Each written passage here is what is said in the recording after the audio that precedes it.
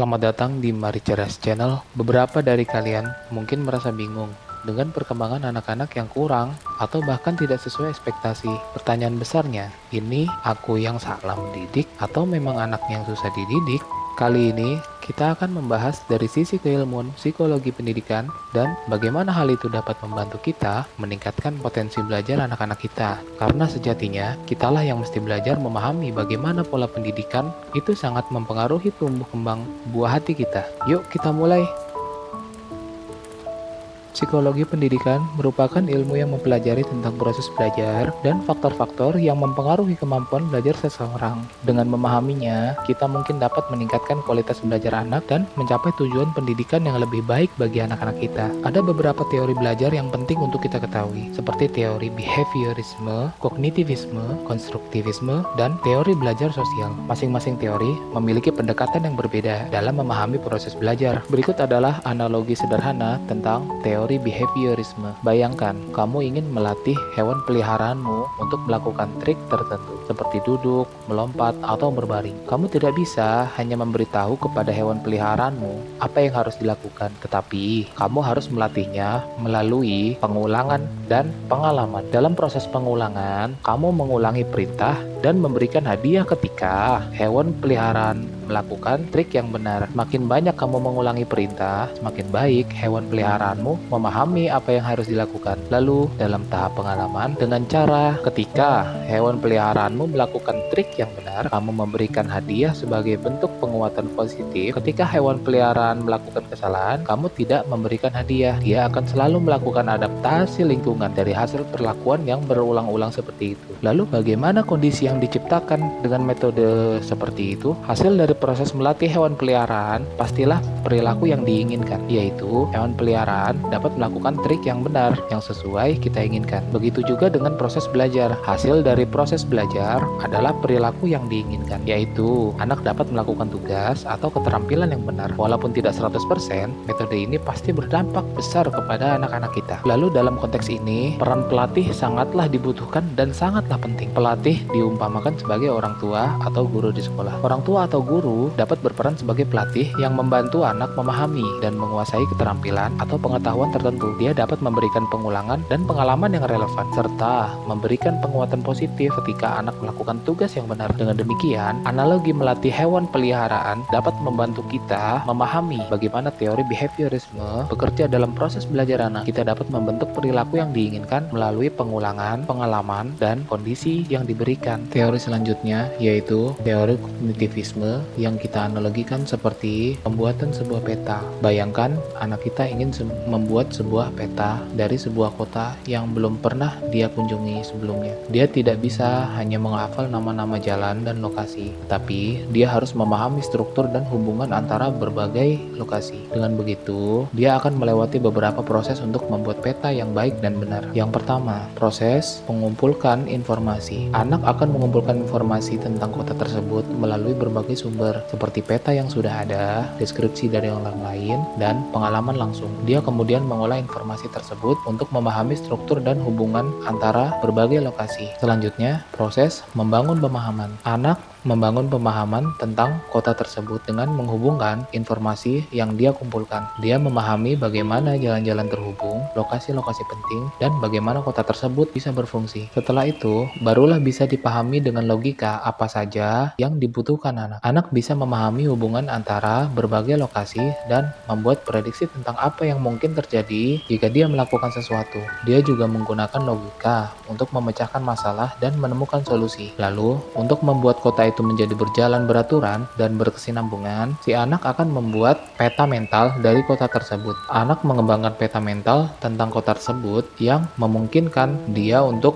bernavigasi dan memahami kota tersebut dengan lebih baik. Peta mental ini dapat diperbarui dan diperbaiki seiring dengan pengalaman dan informasi baru. Lalu, orang tua atau guru dapat berperan sebagai pemandu yang membantu anak memahami dan mengembangkan peta mental tentang materi pelajaran di rumah maupun di sekolah. Kita dapat dapat memberikan informasi, membimbing anak dalam proses berpikir, dan membantu anak mengembangkan pemahaman yang lebih dalam. Dengan demikian, analogi ini dapat membantu kita dalam memandu anak untuk membangun pemahaman dan pengetahuan melalui proses berpikir dan memahami, serta mengembangkan peta mental yang memungkinkan anak untuk bernavigasi dan memahami materi pelajaran dengan lebih baik. Teori selanjutnya yaitu teori konstruktivisme yang kemudian dapat dianalogikan seperti membangun sebuah rumah. Bayangkan anakmu ingin membangun sebuah rumah. Dia tidak bisa hanya membeli rumah yang sudah jadi dan membawanya ke lokasi. Kamu harus membangun rumah itu. Dia harus membangun rumah itu sendiri dengan menggunakan bahan-bahan yang tersedia. Bahan-bahan yang dia gunakan untuk membangun rumah adalah seperti pengalaman, informasi, dan pengetahuan yang dia dapatkan dari lingkungan sekitar. Dia harus mengumpulkan dan mengolah bahan-bahan ini untuk membangun rumah yang kuat dan kokoh. Proses membangun rumah adalah seperti proses belajar. Dia harus merancang dan membangun rumah itu sendiri dengan menggunakan bahan-bahan yang tersedia. Dia harus mengatasi kesulitan dan menemukan solusi untuk membuat rumah itu menjadi kenyataan. Hasil dari proses membangun rumah adalah rumah yang unik dan sesuai dengan kebutuhan dan keinginan si anak. Begitu juga dengan proses belajar. Hasil dari proses belajar adalah pengetahuan dan pemahaman yang unik dan sesuai dengan kebutuhan dan keinginan individu. Lalu, orang tua atau guru di sini dapat berperan sebagai arsitek yang membantu merancang dan membangun rumah. Seorang arsitek dapat memberikan bahan-bahan dan sumber daya yang relevan serta membimbing pekerjanya dalam proses membangun. Namun, para pekerja tetap harus membangun rumah itu sendiri dengan menggunakan bahan-bahan dan pengetahuan yang mereka miliki. Dengan demikian, analogi membangun rumah dapat membantu kita para orang tua memahami bagaimana teori konstruktivisme bekerja dalam proses belajar. Anak harus membangun pengetahuan dan pemahaman sendiri melalui pengalaman dan konstruksi pengetahuan yang sangat besar pengaruhnya dari arahan sang arsitek, yaitu orang tua. Teori selanjutnya yaitu teori belajar sosial. Dapat dianalogikan seperti menonton sebuah tutorial. Bayangkan si anak ingin belajar cara memasak makanan yang lezat. Dia tidak perlu membaca buku resep atau mengikuti kursus, tetapi dia bisa menonton dan mengikuti orang lain yang sudah ahli dalam memasak. Dia menonton bagaimana orang lain memasak, memperhatikan langkah-langkah yang mereka lakukan, dan memahami bagaimana mereka menggunakan bahan-bahan dan peralatan. Dia juga memperhatikan bagaimana mereka mengatasi kesulitan dan menemukan solusi. Si anak kemudian mencoba meniru apa yang dia lihat, menggunakan langkah-langkah yang sama dan bahan-bahan yang sama. Dia belajar melalui proses imitasi, yaitu meniru perilaku orang lain. Dia juga berinteraksi dengan orang lain yang memasak, bertanya pertanyaan, dan meminta saran. Dia belajar melalui interaksi sosial, yaitu berdiskusi dan berbagi pengalaman dengan orang lain. Dia pun mendapatkan penguatan positif ketika dia berhasil memasak makanan yang lezat, dan dia merasa lebih percaya diri untuk terus memasak. Penguatan positif ini memotivasi dia untuk terus belajar dan meningkatkan keterampilan memasaknya. Lalu, orang tua atau guru di sini dapat berperan sebagai mentor yang membantu si anak belajar melalui interaksi sosial dan observasi. Kita juga dapat menunjukkan contoh, memberikan umpan balik, dan membimbing anak dalam proses belajar. Dengan demikian, analogi menonton dan mengikuti dapat membantu kita memahami bagaimana teori belajar sosial bekerja dalam proses belajar. Anak belajar melalui observasi, imitasi, dan interaksi sosial, serta mendapatkan penguatan positif yang memotivasi dari guru atau orang tua untuk terus belajar. Ada beberapa faktor yang mempengaruhi kemampuan belajar seseorang, seperti faktor internal dan eksternal. Faktor internal meliputi kognitif, efektif, dan psikomotorik, sedangkan faktor eksternal meliputi lingkungan, keluarga, dan sekolah. Bayangkan sebuah mobil yang terdiri dari beberapa komponen penting, yaitu mesin, bahan bakar, dan roda atau sistem kemudi. Mesin mobil adalah seperti kemampuan kognitif anak, yaitu kemampuan untuk berpikir, memahami, dan memecahkan masalah. Mesin yang baik akan membuat mobil berjalan dengan lancar dan efisien. Bahan bakar mobil adalah seperti aspek afektif anak, yaitu emosi, motivasi, dan minat. Bahan bakar yang cukup akan membuat mobil berjalan dengan baik dan tidak kehabisan energi. Roda dan sistem kemudi mobil adalah seperti kemampuan psikomotorik anak, yaitu kemampuan untuk melakukan gerakan fisik dan mengkoordinasikan tubuh. Roda dan sistem kemudi yang baik akan membuat mobil berjalan dengan stabil dan terkendali. Ketiga komponen ini harus bekerja sama dengan baik agar mobil dapat berjalan dengan lancar dan efisien. Jika salah satu komponen tidak berfungsi dengan baik, maka mobil tidak akan berjalan dengan baik. Jika mesin mobil tidak berfungsi dengan baik, maka mobil tidak akan dapat berjalan dengan lancar dan efisien. Jika bahan bakar mobil tidak cukup, maka mobil tidak akan dapat berjalan dengan baik dan mungkin akan kehabisan energi. Jika roda dan sistem kemudi mobil tidak berfungsi dengan baik, maka mobil tidak akan dapat berjalan dengan stabil dan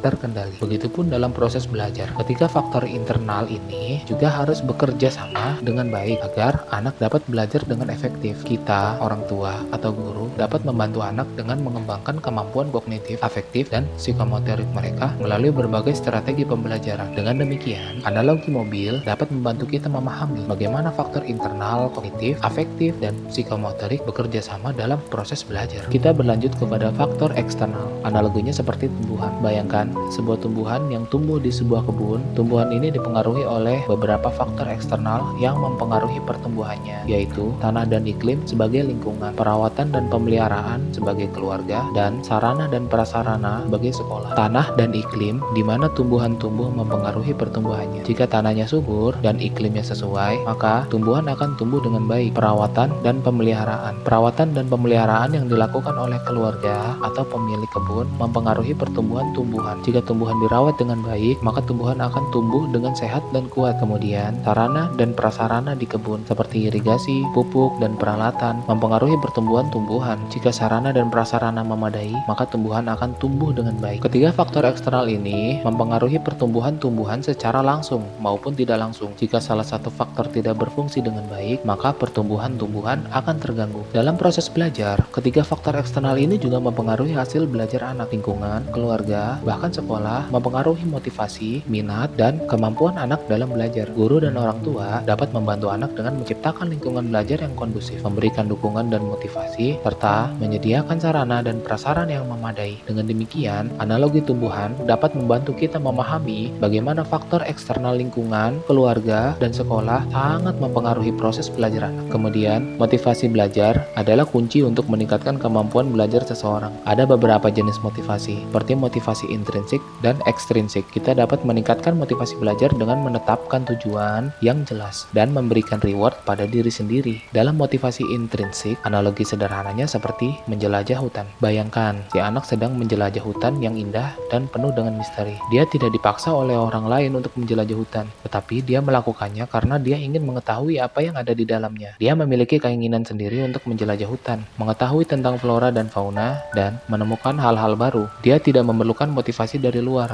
karena dia sudah memiliki motivasi intrinsik untuk menjelajah dan mengetahui. Dia memiliki rasa ingin tahu yang kuat tentang hutan dan segala isinya. Dia ingin mengetahui tentang sejarah hutan, tentang hewan dan tumbuhan yang hidup di dalamnya, dan tentang keindahan alam yang ada di sana. Ketika dia menjelajah hutan, dia memiliki pengalaman yang bermakna dan menyenangkan. Dia merasa puas dan bahagia ketika dia menemukan sesuatu yang baru dan menarik. Motivasi intrinsik dia untuk menjelajah hutan akan bertahan lama karena dia memiliki keinginan sendiri untuk mengetahui dan memahami. Dia tidak memerlukan motivasi dari luar untuk terus menjelajah dan mengetahui. Dalam proses belajar, motivasi intrinsik sangat penting. Ketika anak memiliki motivasi intrinsik untuk belajar, mereka akan lebih termotivasi untuk mengetahui dan memahami materi pelajaran. Mereka akan memiliki rasa ingin tahu yang kuat dan akan terus belajar dengan giat. Dengan demikian, analogi menjelajah hutan dapat membantu kita sebagai orang tua memahami bagaimana motivasi intrinsik bekerja dalam proses belajar anak. Ketika anak memiliki keinginan sendiri untuk mengetahui dan memahami, dia akan lebih termotivasi untuk belajar dan memiliki pengalaman yang bermakna. Lalu, dalam motivasi ekstrinsik, kita bisa menganalogikannya seperti berlari untuk mendapatkan hadiah. Bayangkan, si anak sedang berlari dalam sebuah lomba lari. Dia tidak berlari karena dia suka berlari, tetapi dia berlari karena dia ingin mendapatkan hadiah yang telah dijanjikan. Dia termotivasi untuk berlari karena faktor luar, yaitu hadiah yang telah dijanjikan. Dia tidak memiliki motivasi intrinsik untuk berlari, tetapi dia melakukannya karena dia ingin mendapatkan sesuatu yang dia inginkan. Dia juga mungkin termotivasi oleh penghargaan dan pengakuan dari orang lain. Dia ingin mendapatkan pujian dan pengakuan dari keluarga, teman, atau pelatih dia karena dia telah berlari dengan baik. Motivasi ekstrinsik dia untuk berlari dapat berubah-ubah tergantung pada faktor luar. Jika hadiah yang dijanjikan tidak menarik lagi, maka motivasi dia untuk berlari juga akan menurun. Dalam proses belajar, motivasi ekstrinsik juga dapat berperan. Anak mungkin termotivasi untuk belajar karena mereka ingin mendapatkan nilai yang baik, pujian dari guru, atau pengakuan dari orang tua. Namun,